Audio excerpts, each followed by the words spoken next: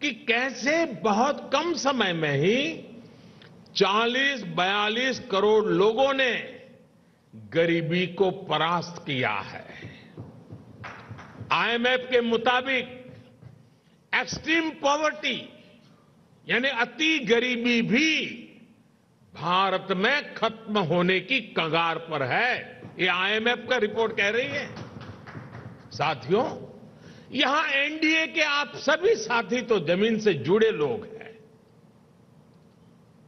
आप देखिए, जब किसी गरीब को पक्का घर मिलता है तो ये सिर्फ एक छत की जरूरत पूरा नहीं करता, बल्कि ये उस परिवार को सुरक्षा कवच देता है, उसके सपनों को पंख देता है। जब गरीबों को बैंक लोन देने के लिए सरकार अपनी तरफ से गारंटी देती है, तब उनको एक साथी मिलता है, एक सहारा मिलता है।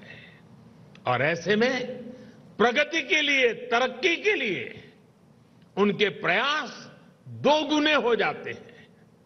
जब गरीब को हम मुफ्त इलाज का भरोसा देते हैं तो उससे एक परिवार ही नहीं, बल्कि उसके आने वाली पीढ़ियों का भविष्य भी सुरक्षित हो जाता है। आप सभी जानते हैं कि पहले जब गरीब परिवार में बीमारी आती थी तो उसके पास दो ही विकल्प होते थे, या तो अपनी आंखों के सामने अपनों को जीवन के लिए संघर्ष करते देखें, या फिर मकान, दुकान, खेत, खलिहान जो भी थोड़ा बहुत पास में हो उसे बेचें या गिरवी रखें।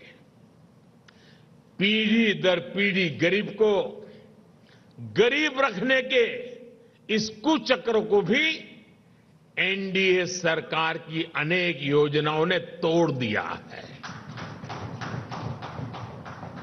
गांधी जी से लेकर बाबा साहब आंबेडकर और लोहिया जी तक सभी ने जिस सोशल जस्टिस, सामाजिक न्याय की अवधारणा की थी, और मैं समझता हूं हम जो कर रहे हैं वो यही सच्चा सोशल जस्टिस है, सामाजिक न्याय है। एनडीए सरकार ने वोट बैंक की राजनीति को विकासवाद की राजनीति में बदला है। ये एनडीए शासन ही है जिसमें छोटे किसानों, रेहड़ी पटरी, फुटपाथ वालों को पहली बार मदद मिल रही है। हमारे विश्वकर्मा साथियों को भी पहली बार ये विश्वास मिला है कि उनके लिए भी कोई सरकारी योजना बन सकती है।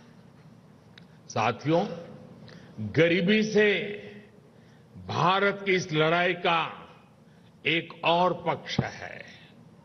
आप सब ये भी जानते हैं कि पहले हमारी माताओं बहनों के नाम पर प्रॉपर्टी खरीदने का चलन कम ही था।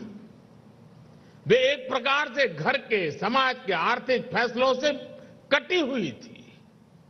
देश की आधी आबादी और परिवार को चलाने वाली ताकत का जब ये हाल हो तो गरीबी से पार पाना आसान कैसे हो सकता था। अब जब बहनों के नाम बैंक अकाउंट खुले, उनके नाम पर घरों की रजिस्ट्री हुई, उनके नाम पर ऋण मिलने लगे, तो एक नया सामर्थ्य समाज में पैदा हुआ। मुद्रा योजना की सबसे बड़ी लाभार्थी हमारी बहनें हैं। स्टार्टअप इंडिया की सबसे बड़ी लाभार्थी हमारी बेटियां हैं। जो देश में 9 करोड़ स्वयं सहायता समूह बने हैं, उनकी सबसे बड़ी लाभार्थी गांव में रहने वाली दलित, पिछड़े, आदिवासी समाज की बहनें हैं। मैं पिछले दिनों मध्य प्रदेश गया था, एक आदिवासी गांव में गया था। वहां ये स्वयं सहायता समूह की आदिवासी बहनों से मिलना हुआ। जितने समूह थे उन्होंने कहा अब तो हमारी पहचान है, हम लखपति दीदी हैं। हमारा कारोबार इतना है कि आज हम लखपति बन गए हैं। ये बहुत बड़ा परिवर्तन है साथियों। एनडीए सरकार ने महिलाओं के कल्याण को, उनकी तकलीफ कम करने को सर्वोच्च प्राथमिकता दी है। जब घर में टॉयलेट बना तो बहनों को सम्मान और सुरक्षा दोनों मिला। जब नल से जल आया, गैस का सिलेंडर आया, तो उनकी परेशानी कम हुई, उनके समय की बचत हुई। इस